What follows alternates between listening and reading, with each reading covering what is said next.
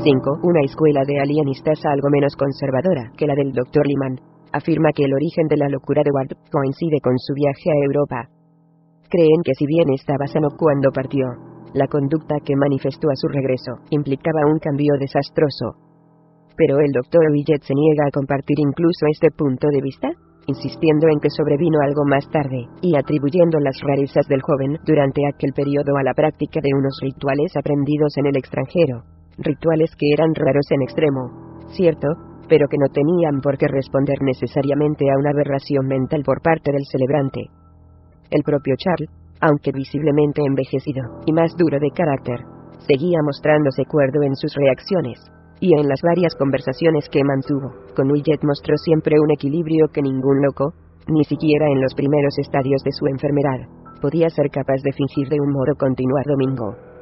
Lo que en aquel periodo dio origen a la idea de la anormalidad de Ward fueron los sonidos que a todas horas se oían en su laboratorio del desván, en el cual permanecía encerrado la mayor parte del tiempo. Eran cánticos, letanías y estruendosos recitados, y aunque los sonidos procedían siempre del propio Ward, había algo en la calidad de su voz y en el acento con que pronunciaba las palabras de aquellas fórmulas que no podía por menos de helar la sangre en las venas de todos los que le escuchaban.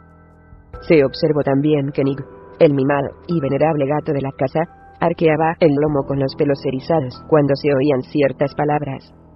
Los olores que surgían a veces del laboratorio eran también muy raros. En ocasiones ofendían al olfato, pero con más frecuencia eran aromáticos, y estaban dotados de un encanto esquivo que parecía tener la virtud de inspirar imágenes fantásticas.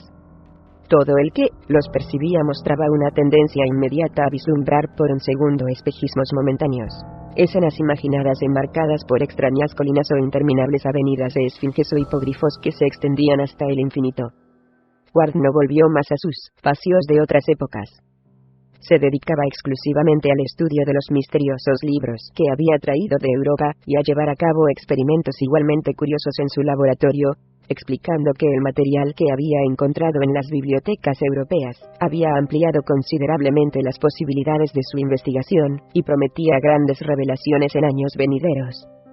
Su envejecimiento prematuro aumentó hasta el límite de lo inverosímil, su parecido con el retrato de Curwen que colgaba de la pared de su estudio, y el Dr. Willett se detenía a menudo ante el cuadro después de cada visita, maravillándose de la casi perfecta similitud, y diciéndose internamente que lo único que diferenciaba ahora a Charles de Joseph Curwen era la pequeña cicatriz de la ceja derecha. Aquellas visitas de Willett, hechas a petición de los padres del joven, eran algo muy curioso. Ward no se negaba nunca a responder a las preguntas del doctor, pero este se dio cuenta pronto de que nunca podría penetrar en la intimidad del joven. Con frecuencia observaba cosas muy raras a su alrededor, pequeñas imágenes de cera o de grotesco diseño en las estanterías, o en las mesas y restos semiborrados de círculos, triángulos y pentágonos dibujados con tiza o carbón en el centro de la amplia estancia. Cada noche resonaban asimismo aquellos ritos e invocaciones, hasta que se hizo muy difícil retener en la casa a los criados, o evitar que la gente comentara furtivamente la locura de Charles. En enero de 1927, ocurrió un raro incidente. Una noche, alrededor de las 12, mientras Charles entonaba un cántico cuya extraña cadencia resonó desagradablemente en los pisos inferiores, sopló súbitamente una ráfaga de viento helado procedente de la bahía al tiempo que se producía un misterioso y leve temblor de tierra que no pasó desapercibido a ningún habitante de la vecindad. El gato dio muestras en aquel momento de un terror espantoso, y los perros ladraron en una milla a la redonda. Aquello no fue sino el preludio de una brusca tormenta totalmente anormal en aquella época del año.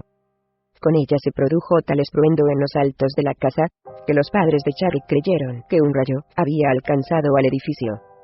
Corrieron escaleras arriba para ver si el desván había sufrido algún desperfecto, y se encontraron a Charlie, que les salió al paso en el rellano del desván, pálido, decidido y portentoso, con una temible expresión de triunfo y seriedad en el semblante.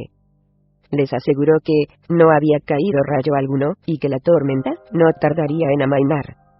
El señor Ward miró a través de una ventana y pudo comprobar que su hijo estaba en lo cierto. Los relámpagos centelleaban cada vez más lejos, en tanto que los árboles volvían a inmovilizarse tras haberse visto sacudidos por la helada ráfaga de viento.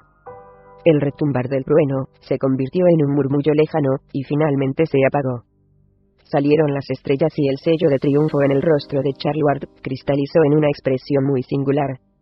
Durante un par de meses a partir de aquel incidente, Ward se recluyó en su laboratorio menos de lo acostumbrado. Mostraba, sin embargo, un curioso interés por el tiempo, y continuamente hacía extrañas preguntas acerca de la época de los deshielos primaverales. Una noche de finales de marzo, salió de casa después de las 12, y no regresó hasta el amanecer.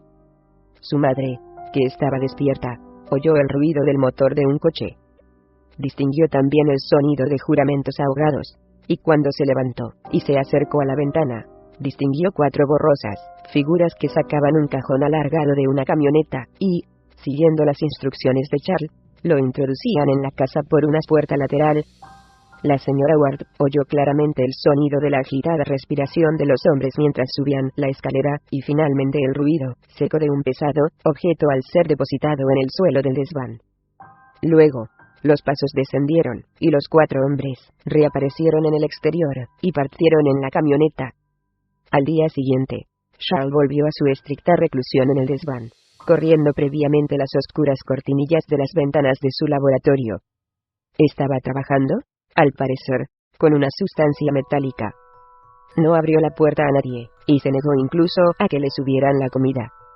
Alrededor del mediodía, se oyó un grito espantoso, y el ruido de una caída, pero cuando la señora Ward corrió alarmada a la puerta del laboratorio, su hijo la tranquilizó desde el interior débilmente diciendo que no pasaba nada, que el espantoso e indescriptible olor que llenaba la casa era completamente inofensivo, y desdichadamente necesario, que era absolutamente imprescindible que le dejaran solo, y que luego bajaría a cenar. Por la tarde, después de que resonaran en la casa unos sonidos sibilantes que procedían del laboratorio, Charles apareció ante sus padres con el rostro blanco como la cera. Lo primero que dijo en aquella ocasión fue que nadie debía entrar en su laboratorio bajo ningún pretexto. Aquello representó el comienzo de otro largo periodo de impenetrable sigilo, ya que a partir de ese día nadie cruzó el umbral ni del misterioso cuarto de trabajo, ni de la buhardilla adyacente, que Charles había limpiado, amueblado parcamente, y añadido, en calidad de dormitorio, a sus dominios privados e inviolables. Allí vivió, rodeado de los libros que hizo subir de la biblioteca del piso inferior, hasta el día en que compró la casita de Pawtuxet y se trasladó a ella con todo su material científico. Aquella misma noche, Charles cogió el periódico antes que ningún otro miembro de la familia, y mutiló una página, al parecer accidentalmente. Más tarde, el Dr. Willett, tras fijar la fecha de aquel sucedido por medio de varias conversaciones que mantuvo con los padres de Ward y la servidumbre, consultó un ejemplar del periódico de ese día en los archivos del Journal, y descubrió que en la página mutilada se había impreso la siguiente noticia: merodeadores nocturnos sorprendidos en un cementerio. Robert, vigilante nocturno del cementerio del norte, sorprendió esta madrugada a un grupo de varios hombres con una camioneta en la parte más antigua del recinto. Pero, al parecer, su presencia asustó a los merodeadores provocando su huida antes de que pudieran llevar a cabo ninguna fechoría. El suceso tuvo lugar hacia las 4 de la madrugada, hora en que Art oyó el ruido del motor de un vehículo. Cuando el vigilante se acercó a investigar el origen de aquel sonido, sus pisadas alertaron a los desconocidos, que se dieron a la fuga tras introducir un cajón alargado en la camioneta que esperaba en las cercanías. Dado que no se ha hallado removida ninguna de las rumbas, se cree que los individuos en cuestión se proponían enterrar dicho cajón. Al parecer llevaban largo rato trabajando antes de ser descubiertos, ya que el vigilante encontró posteriormente una fosa abierta junto al camino de Amosefield, donde hace ya mucho tiempo que ha desaparecido la mayoría de las lápidas del cementerio antiguo.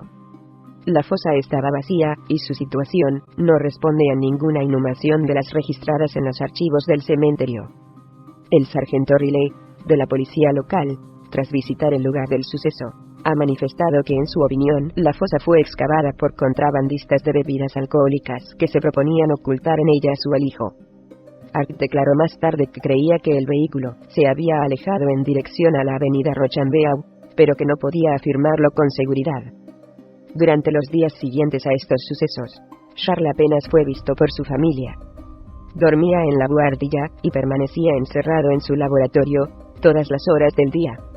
ordenó que se le dejaran las comidas junto a la puerta, y no salía a recogerlas hasta que la doncella había desaparecido. Resonaban a intervalos en la casa el zumbido monótono de fórmulas recitadas incansablemente, y cánticos de ritmo extravagante mezclados con el entrechocar de cristales, el gorgoteo que producían al hervir los productos químicos, el rumor del agua corriente, o el rugir de las llamas del gas. Hedores incalificables, distintos de todos los olores conocidos, flotaban frecuentemente en las cercanías de la puerta del laboratorio, y el aire de extrema tensión que rodeaba al joven recluso siempre que se aventuraba a salir de su reducto por breves instantes, provocaba las suposiciones más descabelladas. En cierta ocasión, hizo un apresurado viaje al Ateneo en busca de un libro que necesitaba, y otro día, contrató a un mensajero para que fuera a buscar en Boston un volumen muy raro. La angustia que provocó tal situación se hizo insoportable, y ni el Dr. Widget ni los padres de Charles supieron qué hacer ni qué pensar acerca de ella. 6. El día 15 de abril, ocurrió un suceso muy extraño. A pesar de que la situación seguía manteniéndose aparentemente estacionaria, era innegable que había tenido lugar un cambio de grado al cual atribuye el Dr. Widget una gran importancia. Era el día de Viernes Santo, circunstancia que los criados no dejaron de comentar, y que otras personas consideraron mera coincidencia. A última hora de la tarde, el joven Ward comenzó a repetir una fórmula en voz más alta que de costumbre, al tiempo que quemaba alguna sustancia cuyo olor extrañamente acre se difundió por toda la casa. La fórmula era hasta tal punto audible en el pasillo, que la señora Ward acabó por aprendérsela de memoria mientras escuchaba detrás de la puerta, y más tarde pudo reproducirla por escrito a petición de Widget. Varios expertos en la materia le han dicho después al médico que existe otra de características muy semejantes en los escritos místicos de Eliphas Levi, aquel ser misterioso que se deslizó a través de una rendija por la puerta prohibida, y pudo atisbar el espantoso panorama que ofrece el vacío del más allá. Dice así: Per Adonai Elohim, Adonai Jehová Adonai Sabaoth, metrato no waglameton verbum pitonicum, mysterium salamandra es inventus silvorum, antragnomorum, daemonia coeligo dalmonsen, Gibor, Jeosua, Evansariat natmic, vení, vení, vení. 2 horas recitó Charles esta fórmula, monótonamente, y sin respiro, hasta que, de pronto, todos los perros de los alrededores iniciaron un espantoso concierto de aullidos. Simultáneamente un horrible hedor se expandió por toda la casa, un hedor que ninguno de sus moradores había percibido nunca ni volvería a percibir. En medio de aquella pestilencia, se produjo un centelleo como el de un relámpago, que hubiese resultado cegador de no haber surgido en plena luz del día. Luego se oyó aquella voz que ninguno de los que la oyeron pudieron olvidar ya nunca a causa de su atronadora lejanía, su increíble profundidad, y la fantástica semejanza que revestía con respecto a la voz de Charles Ward. Estremeció toda la casa, y fue oída perfectamente por 2 vecinos, por lo menos, a pesar del continuo aullar de los perros. La señora Ward, que había seguido a la escucha delante de la puerta cerrada del laboratorio de su hijo, se estremeció al reconocer en ella rasgos infernales, porque Charles le había hablado de la fama diabólica de que disfrutaba en todos los libros negros, y le había explicado cómo resonó, según las cartas de Fener, sobre la granja maldita de Pawtuxet la noche del aniquilamiento de Joseph Curwen. No podía equivocarse al juzgarla, pues su hijo se la había descrito vívidamente en la época en que aún hablaba, sin reservas acerca de sus investigaciones. La voz clamó en una lengua arcaica y desconocida: Dies mies gescher boenedo eseftuema enitemaus. Inmediatamente después de que estas palabras resonaran atronadoras en toda la casa, se produjo un momentáneo oscurecimiento de la luz del día, a pesar de que aún faltaba 1 hora para la puesta de sol. Luego, una nueva vaharada pestilente vino a unirse a la anterior, distinta en calidad, pero igualmente desconocida e insoportable. Charles empezó a recitar de nuevo, y su madre distinguió entre las palabras que pronunciaba varias sílabas que sonaban algo así como Ginas Jogsotote y Fitrodag, finalizando en un ya, cuya fuerza maníaca aumentaba en un crescendo ensordecedor. Segundos después vino a anular el impacto de todo lo anterior, un estremecedor alarido que estalló con repentino frenesí, y se fue transformando gradualmente en un paroxismo de risa diabólica. La señora Ward, mortalmente asustada, pero llena del ciego valor que infunde la maternidad, se acercó a la puerta del laboratorio, y llamó en ella repetidamente, sin recibir respuesta. Insistió en sus llamadas, pero se interrumpió nerviosamente al oír un segundo grito, inconfundiblemente de su hijo, superpuesto a las desenfrenadas carcajadas de otra voz. De repente, la señora Ward se desmayó, sin que pueda recordar ahora la causa concreta e inmediata de su desvanecimiento. En ocasiones, la memoria tiene olvidos misericordiosos. A las 6:15, el señor Ward volvió de la oficina, y al no encontrar a su esposa en la planta baja, preguntó a los atemorizados sirvientes, quienes le informaron de que probablemente se hallaba en el desván, atenta a los extraños acontecimientos que allí se desarrollaban. Subió apresuradamente el señor Ward, y la encontró caída en el suelo del pasillo que conducía al laboratorio de Charles. Al comprobar que se había desmayado, fue en busca de un vaso de agua a una alcoba cercana, y roció con ella el rostro cubierto de una enorme palidez. Mientras contemplaba con alivio cómo abría los ojos espantados, un escalofrío recorrió su cuerpo, amenazando con reducirle al mismo estado del que estaba saliendo su esposa, ya que en el laboratorio, aparentemente silencioso, oyó el murmullo de una conversación tensa y apagada, una conversación mantenida en tono apenas audible, pero provista de unas características profundamente inquietantes para el alma. El hecho de que Charles murmurara alguna fórmula no era nuevo, pero aquel murmullo era decididamente distinto. Se trataba sin duda alguna de un diálogo, o, al menos, de una imitación de diálogo. Las inflexiones de las dos distintas voces sugerían preguntas y respuestas, afirmaciones y réplicas. Una de las voces era indiscutiblemente la de Charles, pero la otra se caracterizaba por una profundidad y una resonancia que el joven Ward, a pesar de sus buenas dotes de imitador, no habría podido conseguir jamás.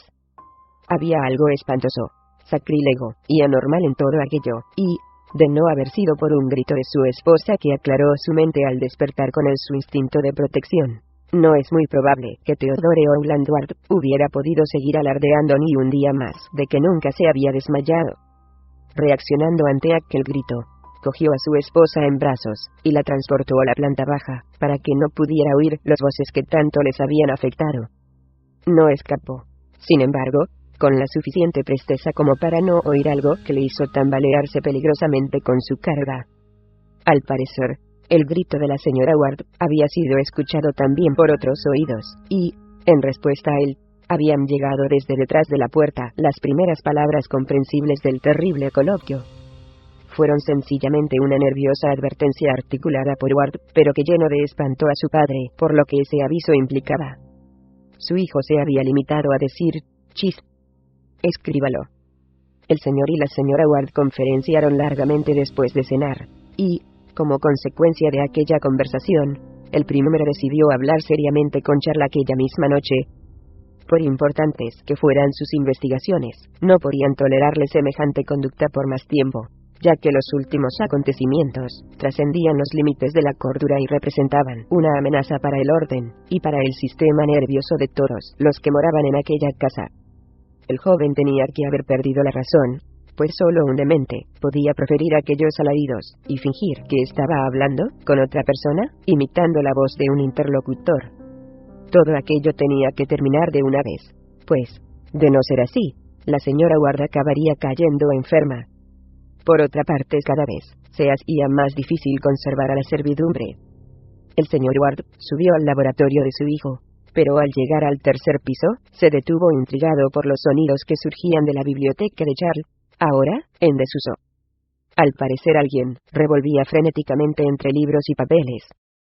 Se asomó a la puerta entornada, y vio al joven que sacaba de los estantes libros de todas las formas y tamaños.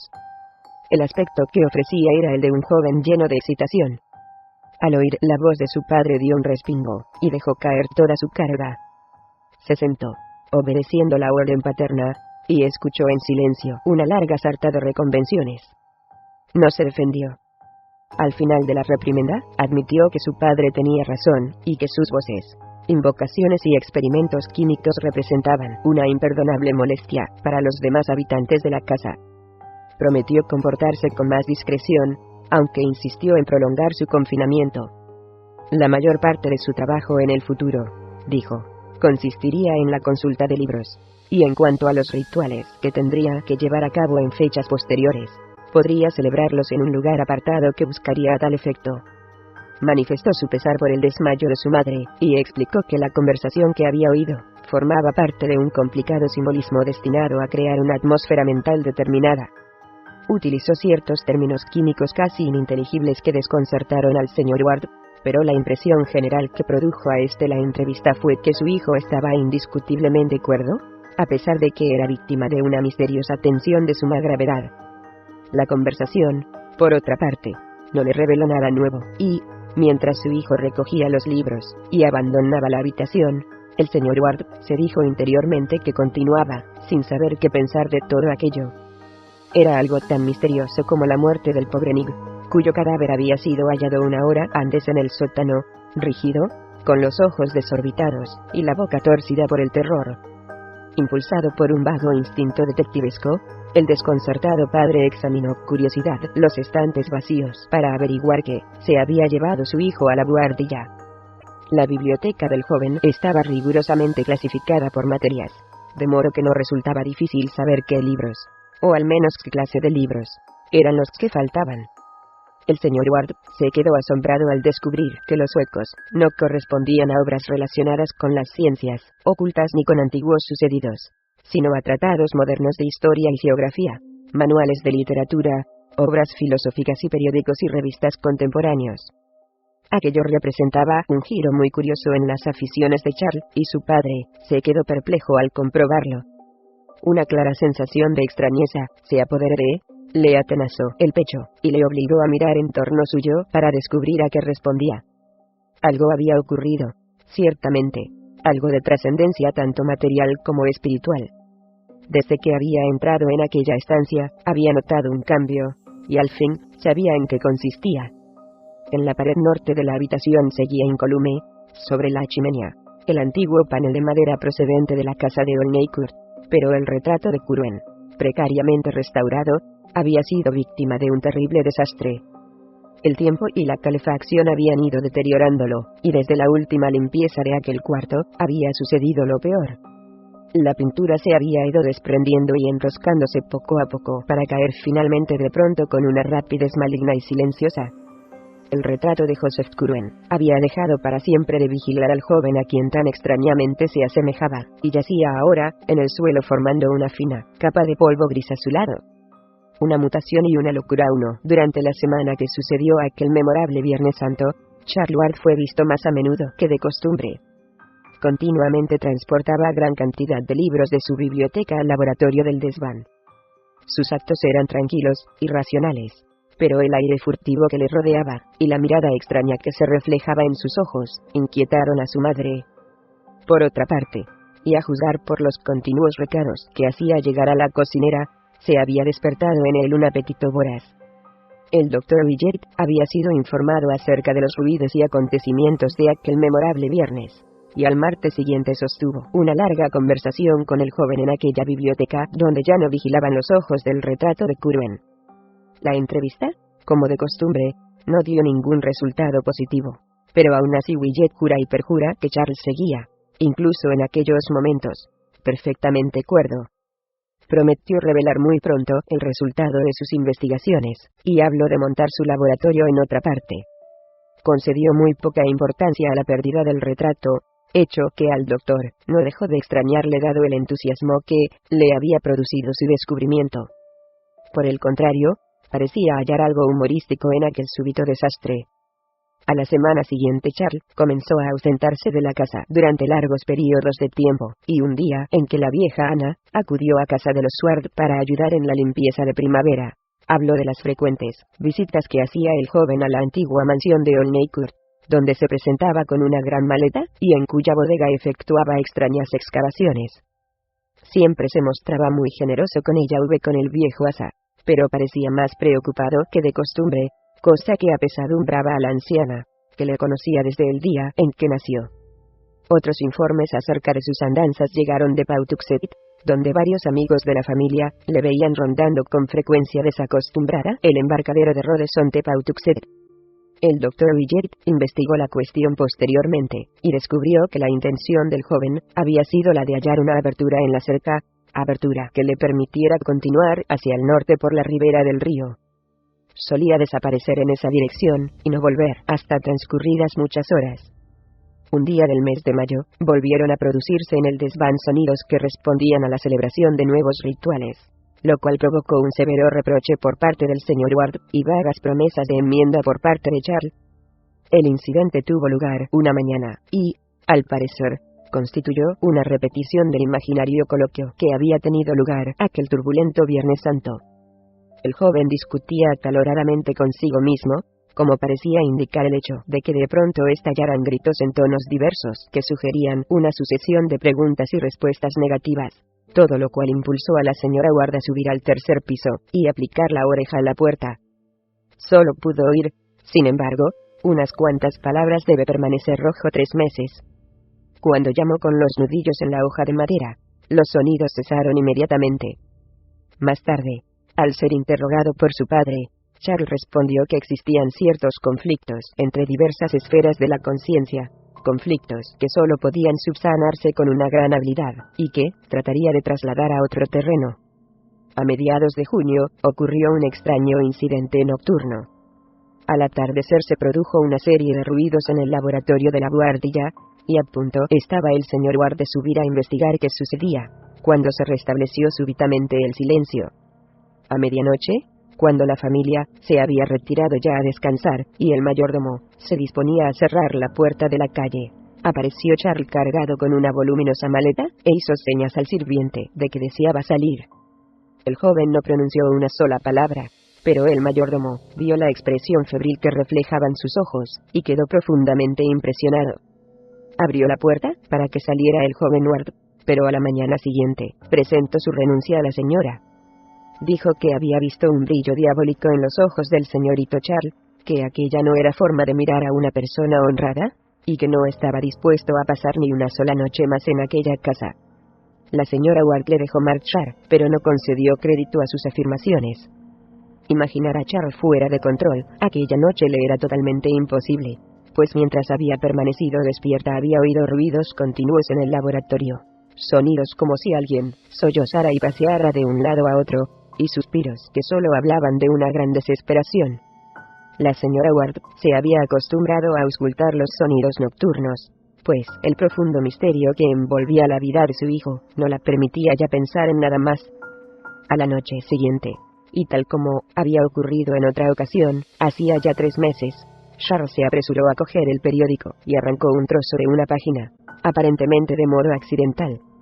El hecho no se recordó hasta más tarde, cuando el doctor Villet empezó a atar cabos sueltos y a buscar los eslabones que faltaban aquí y allá. En los archivos del journal encontró el fragmento que faltaba y marcó 2 noticias que podían estar relacionadas con el caso. Eran las siguientes: más merodeadores en el cementerio. Esta mañana, Robert Hart, vigilante nocturno del cementerio del norte, ha descubierto una nueva profanación en la parte antigua del camposanto. La tumba de Ezra Whedon, nacido en 1740 y fallecido en 1824, según se lee en la lápida salvajemente mutilada por los responsables del hecho, aparece excavada y saqueada. Los profanadores utilizaron, según se cree, una azada que sustrajeron de un cobertizo cercano, donde se guardan toda clase de herramientas. Cualquiera que fuera el contenido de la tumba después de transcurrido un siglo desde la exhumación, ha desaparecido. Solo se han encontrado trozos de madera podrida. No se han hallado huellas de vehículos, pero sí rastros de pisadas que corresponden a un solo individuo, hombre de buena posición a juzgar por las botas que calzaba. Hart se muestra muy inclinado a relacionar este incidente con el ocurrido el pasado mes de marzo, cuando él mismo descubrió y provocó la fuga de un grupo de hombres que habían llegado en una camioneta y habían excavado una fosa. Pero el sargento Riley no comparte esa teoría y afirma que existen diferencias esenciales entre los dos sucesos. En marzo, la excavación tuvo lugar en un paraje en el cual no se ha señalado la existencia de ninguna tumba, mientras que en esta ocasión se ha saqueado un enterramiento perfectamente señalado y mantenido, con un propósito deliberado y un ensañamiento que delata el destrozo de la lápida, que hasta el día anterior había permanecido intacta. Los miembros de la familia Whedon, informados de lo sucedido, han expresado su asombro y su pesar, y no aciertan a explicarse qué motivos puede tener nadie para profanar de tal modo la tumba de su antepasado. Hazard Whedon, domiciliado en el 598 de Angel Street, recuerda una leyenda familiar, según la cual Ezra Whedon se habría visto complicado poco antes de la revolución en unos extraños sucesos que para nada afectan al honor de la familia, pero no ve qué relación puede existir entre aquellos hechos y la presente violación de la tumba. El caso está siendo investigado por el inspector Cunningham, quien espera resolverlo en un plazo muy breve. Alboroto nocturno en Pawtuxet hacia las 3 de la madrugada de hoy.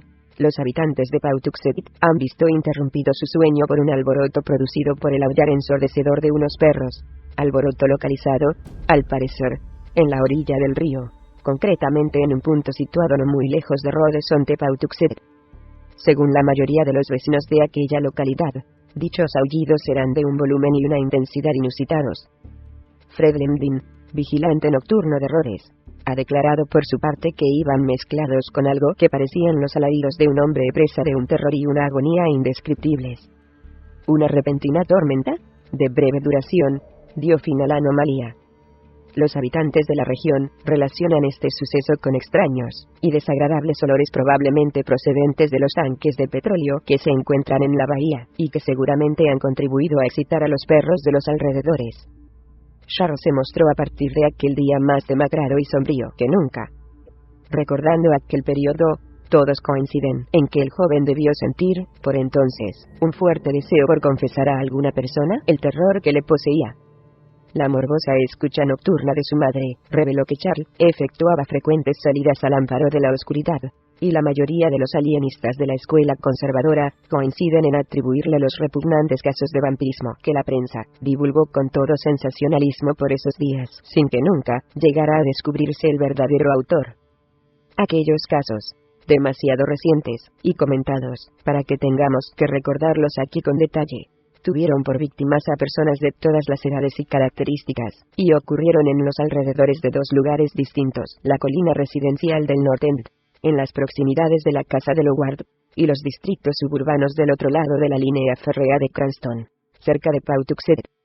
Varias personas que regresaban tarde a sus hogares o dormían con las ventanas abiertas, fueron atacadas por una extraña criatura que las que han sobrevivido describen como un monstruo alto, delgado, de ojos ardientes, que clavaba sus dientes en la garganta o en el hombro de su víctima, y chupaba vorazmente su sangre.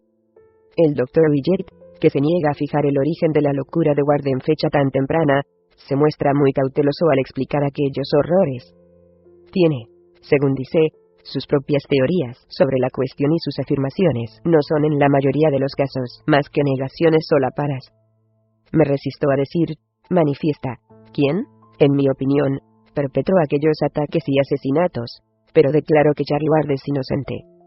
Tengo motivos para afirmar rotundamente que nunca probó el sabor de la sangre, y su anemia y extrema palidez son prueba contundente de que estoy en lo cierto. Ward estuvo en contacto con cosas terribles, pero lo pagó muy caro y nunca fue un monstruo ni un malvado. En cuanto al presente, prefiero no opinar. Se produjo un cambio, evidentemente, y me contento con creer que Charlie Ward murió con él, o al menos murió su espíritu, porque esa carne demente que desapareció del hospital de White tenía un alma distinta. Willett habla con autoridad, ya que a menudo acudía a casa de los Ward a atender a la dueña de la casa, cuyos nervios habían empezado a flaquear a causa de los continuos disgustos. La continua vigilia había producido en ella alucinaciones morbosas que comunicó al doctor. Willett las ridiculizaba al hablar con su paciente, pero meditaba mucho sobre ellas cuando se hallaba a solas. Estaban siempre relacionadas con los leves sonidos que la madre de Charles creía oír en el laboratorio y en la buhardilla en que dormía su hijo, sonidos que consistían en suspiros apagados y sollozos que surgían en los momentos más inverosímiles.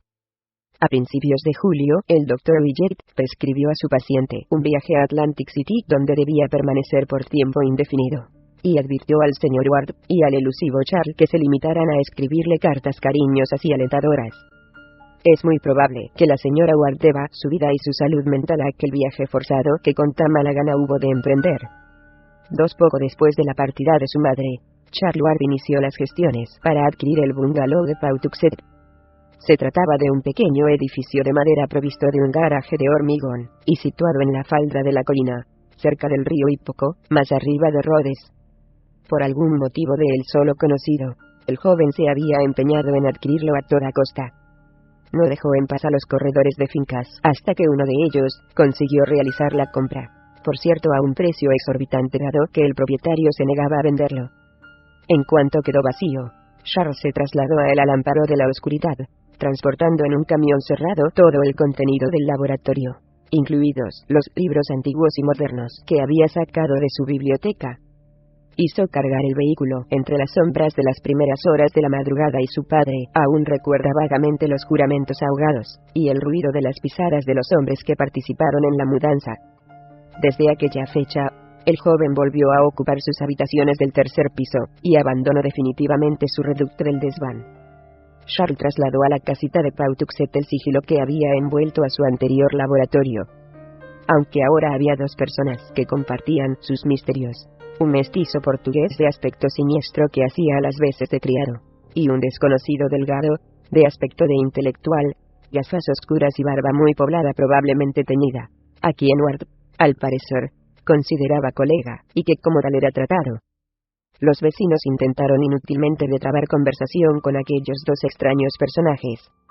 El mulato Gómez hablaba muy poco por no saber inglés, y el barbudo, que decía ser doctor y apellidarse Allen, seguía su ejemplo por propia elección.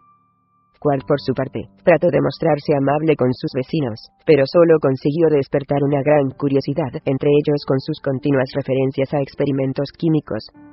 No tardaron en circular extraños rumores acerca de las luces que a todas horas permanecían encendidas en el bungalow de la colina, y más tarde, cuando cesó repentinamente la iluminación nocturna, acerca de los pedidos de carne que recibía el carnicero, a todas luces desproporcionados, y acerca de los gritos, declamaciones y cánticos que surgían de algún lugar subterráneo situado debajo de la construcción.